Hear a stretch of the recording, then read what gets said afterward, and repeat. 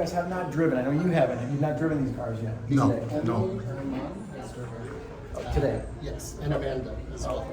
Hello. Yes, Amanda. Hi, I'm Bill Peffer. Nice to Maserati. meet you. Nice to meet you. Sorry, I was looking at all the cars. No problem. Let's go out to the cars. Yeah. We'll go out to these out here. Kind of wander this way. The weather's cooperating for the moment. Yes, it is. An hour ago, I wouldn't say the same thing. I know. But in Miami, you know, it goes and it comes and goes.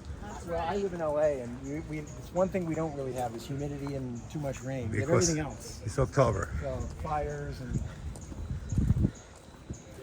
Wow. MC20. yes, this will wipe us down. Look at that.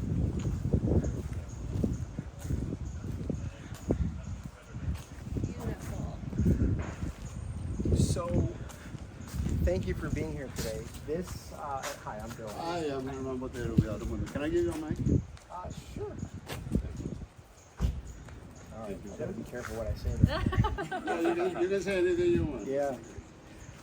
So this represents our new showroom of the Maserati Renaissance.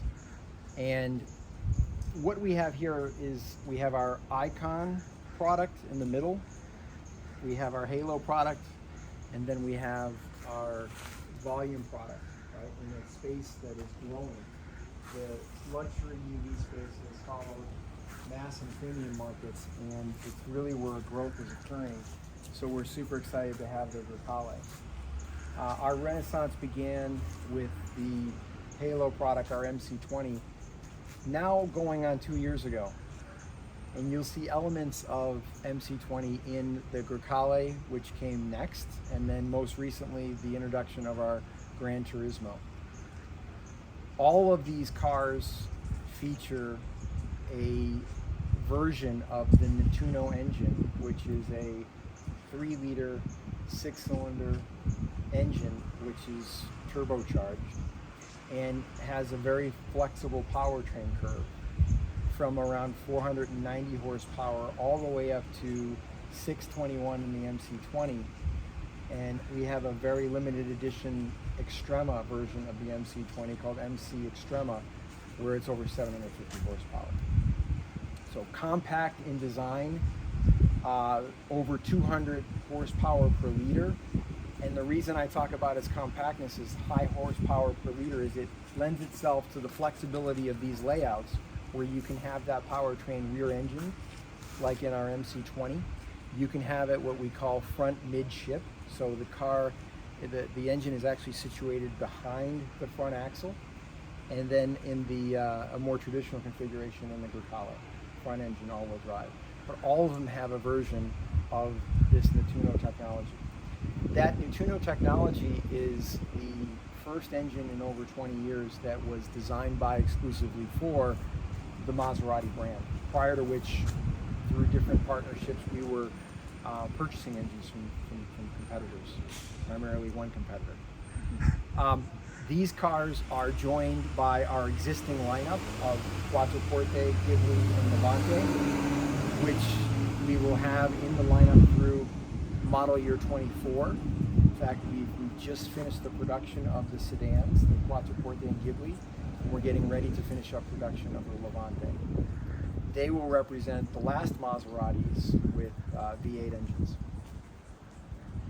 The other thing that is notable as we transition to this new showroom to produce UVs and supercars is the fact that these designs, these configurations, these platforms were designed as dual purpose so that they could accept gassed ICE technology as well as full electrification.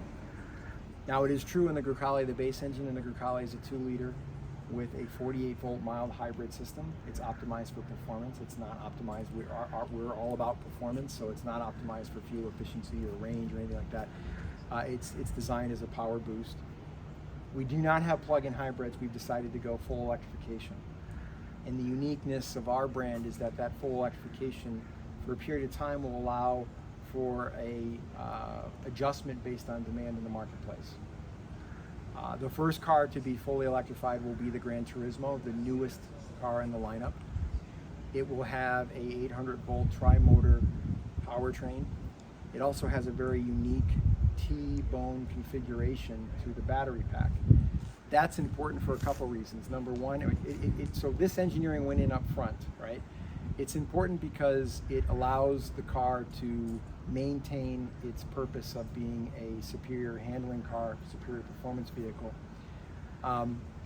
Some of our competition has a battery pack that you sit on top of. By sitting around the battery, you can do a couple things. You can maintain not only the footprint, but the stance of the vehicle. The electric version of this car will sit a mere 3 millimeters higher than the gas version. You'd be indistinguishable. But it also allows for a perfect 50-50 weight distribution. As well as this car is balanced in the ICE configuration, it's about 52-48 because that engine sits behind the front axle. With the battery pack, you can move that weight around and achieve a perfect 50-50 weight configuration. The electrified series that we have is called Folgori. It means lightning in Italian, and we'll have that through the lineup. And the Folgori trim for these models will sit at the pinnacle of each of these models, meaning that they'll have the best, the highest technology, the best performance, and that's by design.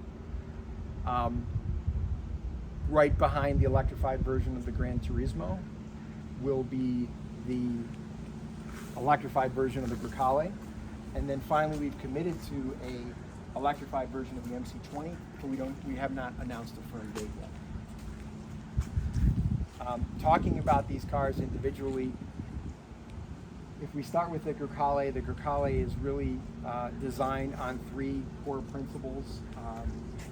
More available and standard horsepower than the competitive set, more interior room, back seat, and rear cargo space than the competitive set, and more technology.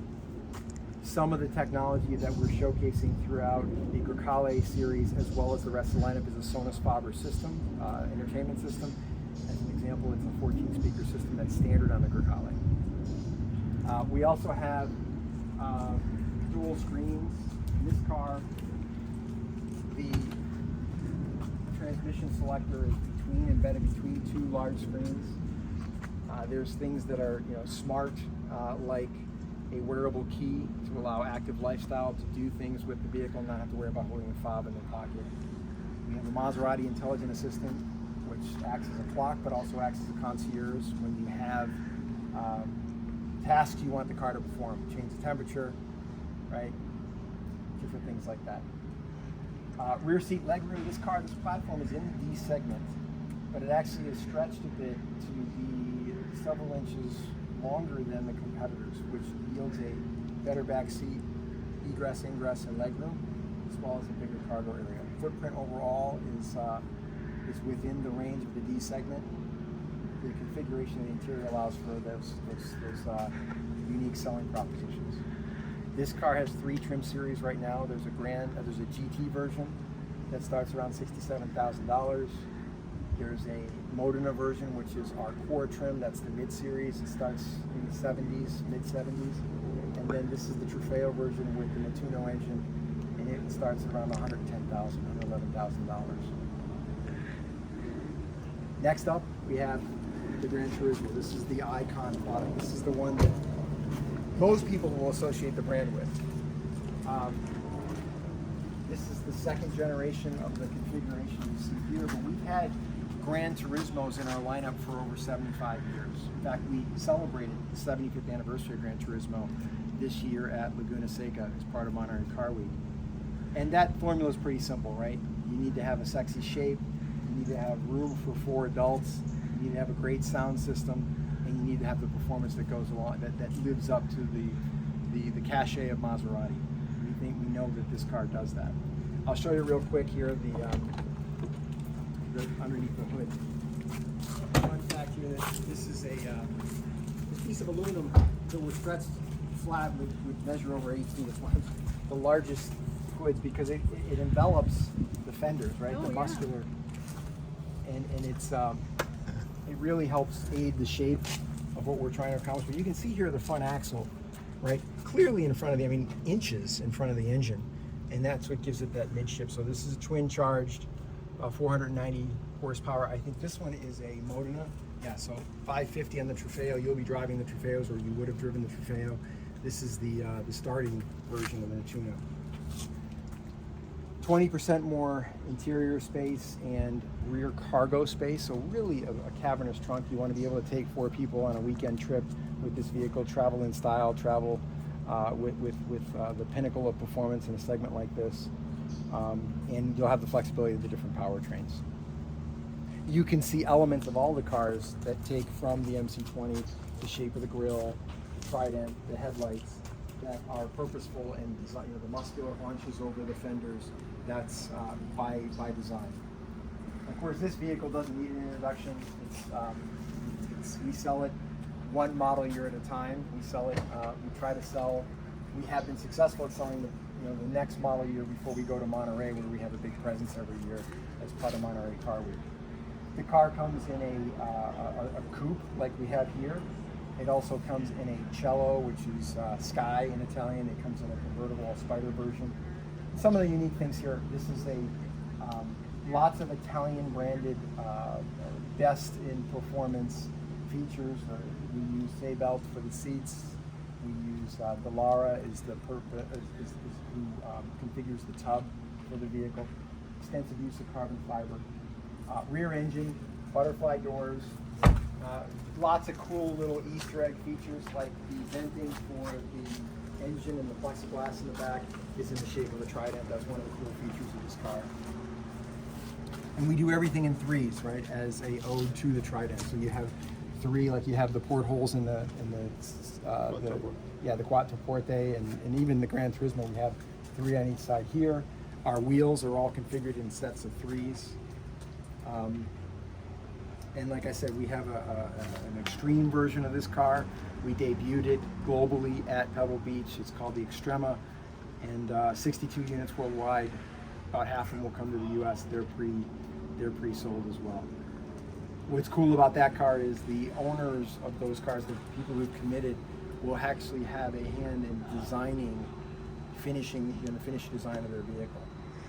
Which brings me to another point. All of our vehicles, we have another program called Forcieri. And Forcieri is our customization program. And we can offer tailored, bespoke options for consumers when it comes to paints and interior fabrics, colors of calipers, different configurations of some of the elements like the wheels on the car. How long would it take from the ordering to the delivery of the vehicle? Depends on which vehicle it is. It depends on if it has FS equipment on it. Obviously, the FS equipment will take longer. All of our cars are, so we build a global product for 7 different markets, and they're all built in Italy. So they come over usually 3 to 4 months from an order to delivery on a non-Forcieri car. What we try to do though is we have the dealers order their cars. They know best what's going to sell in their market, and then they obviously replace. We're still, the U.S. is still a stock and carry market. Other parts of the world are order. We do see more orders because consumers want something like an MC20 the way they want it. So we'll have more custom orders. But when we get into the rest of the lineup, I mean, customers still like to see a selection. Now that you mentioned global, the best market's still the U.S. Well, yeah, I'm biased, but yes, it is. It traditionally has been the biggest market for Maserati. Europe's we're configured into 4 different regions. There's the Americas, which is North and South America, including Canada, obviously. There's Europe, and Middle East, and then there's China, and then there's APEC, which is Asia Pacific, except China, but it includes Australia, Thailand, different markets for us. Those are the 4, but in the 4, we traditionally have been the biggest market. Thank you, sir. Very nice. Yeah, no All problem. the products are all-wheel drive.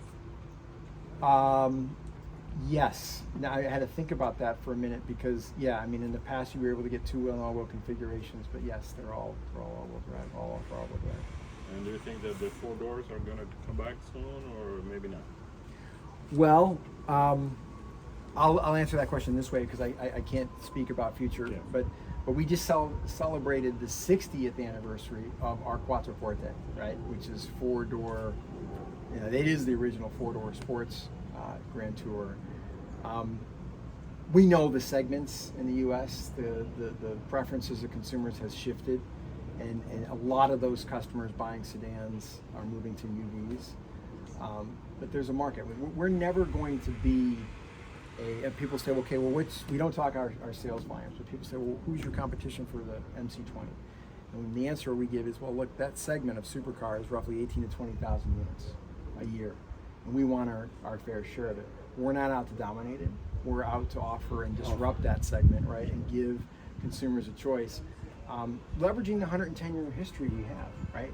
There are a lot of entries into this space, but not a lot of them can match the heritage and history and cachet that the Maserati brand has. But this is a very different, from when I joined the company 3 years ago, none of these products were in the market. So to take a brand which is backed by a big company like Stellantis, so it has access to resources to flip an entire lineup over in really a short amount of time is something you don't see from a luxury player, a niche luxury player like Maserati. So we're so happy to have that opportunity to do it, and it's a story that we need to continue telling. Right, we need to get people like you out here to take a look and drive the products and tell us what you think.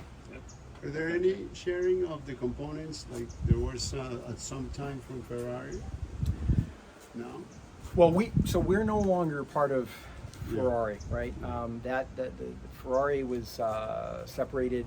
I think it was 2017 IPO. In the past, we have purchased powertrains from them, especially when they're the ones that brought this company back to the U.S. in 2001 or 2002, well before my time. I don't know specific, maybe on some of the outgoing products, but none of these have the any. engines. Well, the engines used to be on the existing lineup, but this is all our own. Your own engine. Yeah, our own engine. Yeah, that we're not sharing with anybody right now. What is the price around of this? So this starts around 225. I mean, it will move depending on your equipment. I mean, we have carbon fiber packages, different seats, different brakes, ceramic brakes, different wheel configurations, bespoke paint. I mean, you can, and then the cellos again on top of that. But you can around. I mean, I've never seen one spec'd below 250. We had one in our lineup around 250, and it was fairly lightly optioned. We find consumers who make the choice to buy something like this, they want it the way they want it. So I've seen all kinds. I mean, for relatively low production, I've seen all kinds of cool things like that. They're one-offs. Almost every one of them is unique. I don't know. I don't think. As an example, we have 3 roof choices. So we have solid color or color of the car. We have carbon fiber, and we have gloss black. Right? You have a couple different choices of the very, very subtle spoiler here. You can go body color, you can go black, you can go carbon fiber. So when you start, you have 2 different exhaust finishes. You have this matte, semi-finished gloss finish, and you have a shiny one. When you start configuring these cars and looking at the overall number that we're producing, no 2 are the same, and that's by design as well. Right.